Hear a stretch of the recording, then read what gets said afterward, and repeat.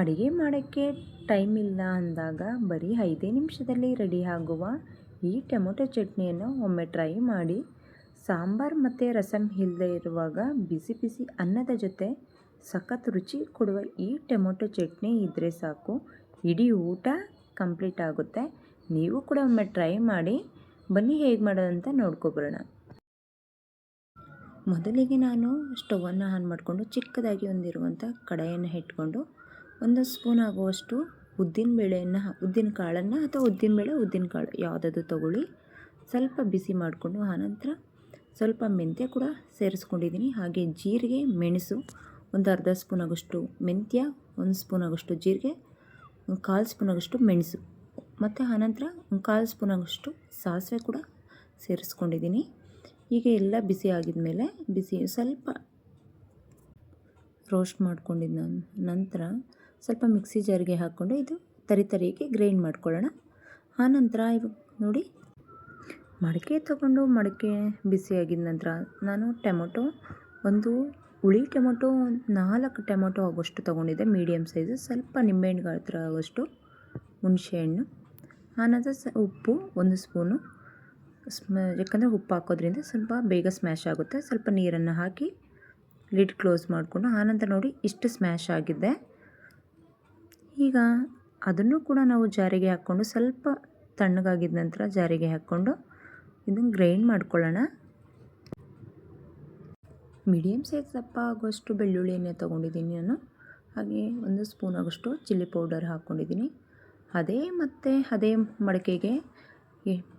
ಮಡಕೆ ಬಿಸಿಯಾಗಿದ ನಂತರ ಆಯಲನ್ನು ಹಾಕ್ಕೊಂಡು ಸ್ವಲ್ಪ ಸಾಸಿವೆ ಕೂಡ ಒಂದು ಅರ್ಧ ಟೀ ಸ್ಪೂನ್ ಆಗೋಷ್ಟು ಹಾಕೋಣ. ಸ್ವಲ್ಪ ಚಿಟಪಟ ಅನ್ನಲಿ ಸಾಸಿವೆ ಕೂಡ. ಆನಂತರ ಒಂದೊಂದೇ ಆ್ಯಡ್ ಮಾಡ್ಕೊಳ್ಳೋಣ. ಜೀರಿಗೆ, ಆನಂತರ ಸ್ವಲ್ಪ ಒಣಮೆಣ್ಸಿನ್ಕಾಯಿ ಕೂಡ ಹಾಕ್ಕೊಳ್ಳೋಣ. ನಾನು ಒಣಮೆಣ್ಸಿನ್ಕಾಯಿ ಒಂದು 4 ಆಗೋಷ್ಟು ಒಣಮೆಣ್ಸಿನ್ಕಾಯಿ ತೊಗೊಂಡಿದ್ದೆ. ಆನಂತರ ಜಜ್ಜಿಟ್ಕೊಂಡಿರುವಂಥ ಬೆಳ್ಳುಳ್ಳಿ ಒಂದು ಅರ್ಧ ಹೋಳಾಗೋಷ್ಟು ತೊಗೊಂಡಿದ್ದೆ ನಾನು. ಬೆಳ್ಳುಳ್ಳಿನ ಒಂದು 8ರಿಂದ 9 ಇಲ್ಲ 7 ಎಷ್ಟೋ ಒಂದು ಸ್ವಲ್ಪ ನಿಮ್ಗೆ ಎಷ್ಟು ಬೇಕೋ ಅಷ್ಟು ತೊಗೊಳ್ಳಿ. ಸ್ವಲ್ಪ ಕರಿಬೇವಿನ ಸೊಪ್ಪು ಕೂಡ ಆ್ಯಡ್ ಮಾಡ್ಕೊಂಡಿದ್ದೀನಿ. ಸಾಸಿವೆ ಅದೆಲ್ಲ ಚಿಟಪಟ ಅಂದಾದ್ಮೇಲೆ ಇಷ್ಟೆಲ್ಲ ಆ್ಯಡ್ ಮಾಡ್ಕೊಂಡಿದ್ದೀನಿ ನಾನು.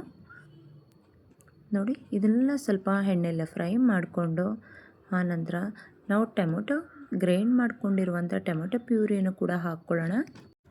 ನಂತರ ಟೊಮೊಟೊ ಪ್ಯೂರಿಯನ್ನು ಹಾಕ್ಕೊಂಡು ಚೆನ್ನಾಗಿ ಮಿಕ್ಸ್ ಮಾಡ್ಕೊಳ್ಳೋಣ. ಬನ್ನಿ, ಅಡುಗೆ ಮಾಡಿ ತುಂಬ ಬೇಜಾರಾದಾಗ ಈ ಥರ ಒಮ್ಮೆ ಟ್ರೈ ಮಾಡಿ. ನಿಜ ರಿಯಲಿ ಊಟ ಫುಲ್ ತಟ್ಟೆಗೆ ಹಾಕ್ಕೊಂಡಿರೋ ಊಟ ಎಲ್ಲ ಕಂಪ್ಲೀಟ್ ಆಗುತ್ತೆ. ಚೆನ್ನಾಗಿ ಮಿಕ್ಸ್ ಮಾಡ್ಕೊಳ್ಳೋಣ. ಇದು ಆ್ಯಕ್ಚುಲಿ ಕುದಿ ಬರಬೇಕು. ಕುದಿ ಬಂದು ಆಯಲನ್ನು ಬಿಟ್ಕೊಂಡ್ರೆ ಆವಾಗ ಕರೆಕ್ಟಾಗಿ ಆಗಿದೆ ಅಂತ. ಆನಂತರ ತರಿಯಾಗಿ ರುಬ್ಕೊಂಡಿರುವಂಥ ಮಸಾಲೆ ಹಾಕಿ ಚೆನ್ನಾಗಿ ಮಿಕ್ಸ್ ಮಾಡ್ಕೊಳ್ಳೋಣ. ಈಗ ಯಾಕಂದರೆ ಇದ್ರ ಘಮ ಅಂತೂ ತುಂಬ ರುಚಿಯಾಗಿರುತ್ತೆ ಅಂತಲೇ ಹೇಳ್ತೀನಿ. ಹಾಗೆ ಸ್ವಲ್ಪ ನಾನು ಆರ್ಗಾನಿಕ್ ಬೆಲ್ಲ ಕೂಡ ಹಾಕ್ಕೊಂಡಿದ್ದೀನಿ. ನೀವು ನಾರ್ಮಲ್ ಆಗಿರೋ ಬೆಲ್ಲನ ಕೂಡ ಹಾಕ್ಕೋಬೋದು ಇಲ್ಲ ಅಂದಾಗ. ಸ್ವಲ್ಪ ರುಚಿಗೆ ತಕ್ಕಷ್ಟು ಉಪ್ಪನ್ನು ಕೂಡ ಆ್ಯಡ್ ಮಾಡ್ಕೊಂಡಿದ್ದೀನಿ. ಚೆನ್ನಾಗಿ ಮಿಕ್ಸ್ ಮಾಡಿಕೊಂಡು ಈಗ ಕುದಿಲಿಕ್ಕೆ ಬಿಡೋಣ. ಸಿಮ್ಮಲ್ಲೇ ಇಟ್ಕೊಂಡು ಮಾಡಿ ಅಂತಲೇ ಹೇಳ್ತೀನಿ. ಯಾಕಂದರೆ ಸಿಮ್ಮಲ್ಲಿ ಇಟ್ಕೊಂಡು ಮಾಡೋದ್ರಿಂದ ಆಯಿಲ್ ಸೈಡಲ್ಲಿ ಪೂರ್ತಿ ಬಿಟ್ಕೊಳ್ಳುತ್ತೆ. ಆವಾಗ ಇದು ಕರೆಕ್ಟಾಗಿ ಒಂದು ಹದದ ರೀತಿ ಕರೆಕ್ಟಾಗಿ ಆಗಿದೆ ಅಂತ ಅರ್ಥ ಆಗುತ್ತೆ. ನೋಡ್ಬೋದು ನೀವು, ಆಯಲ್ಲು ಒಂಥರ ಚೆನ್ನಾಗಿದೆ.